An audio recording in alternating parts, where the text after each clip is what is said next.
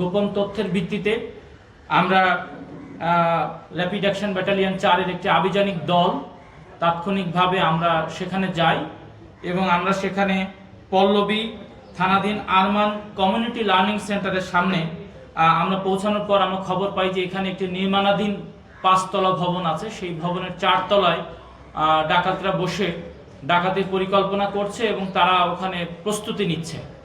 টানা তৃতীয়বার অর্জন করেছে দেশের সেরা সুপার ব্র্যান্ড স্বীকৃতি বসুন্ধরা টিস্যু।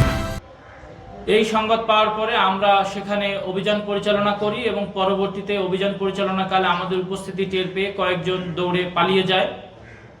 বাকি যারা ছিল তাদেরকে আমরা উপস্থিত লোকজনের সহায়তায় গ্রেপ্তার করতে সক্ষম হই এবং পরবর্তীতে তাদেরকে জিজ্ঞাসাবাদ করার পরে তারা আমাদেরকে স্বীকার করে যে তারা এ ধরনের ছিনতাই এবং ডাকাতের কাজে জড়িত এবং তার মধ্য থেকে আমরা 4 জনকে যে গ্রেপ্তার করি সেই 4 জন আসামি একজন হচ্ছে জুয়েল ওরফে আরমান ওরফে হ্যাচকা আরমান, রিপন ওরফে কেনি, জাহিদ এবং আরমান হোসেন ওরফে বাবা আরমান।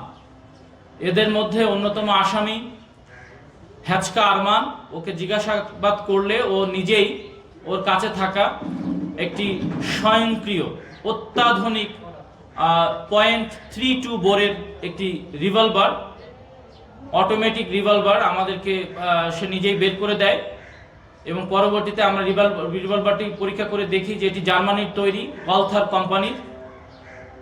এরপর আমরা অন্যান্য আসামিদেরকে জিজ্ঞাসাবাদ করলে তাদের কাছ থেকে আমরা বেশ কিছু দেশীয় অস্ত্রশস্ত্র পাই। এক পর্যায়ে আসামিদেরকে জিজ্ঞাসাবাদ করলে তারা এও জানায় যে তারা পল্লবী থানাধীন একটি বিভিন্ন ক্যাম্পের তাদের নিজস্ব মাদক স্পট আছে এবং তারা মাদকের ব্যবসাও করে।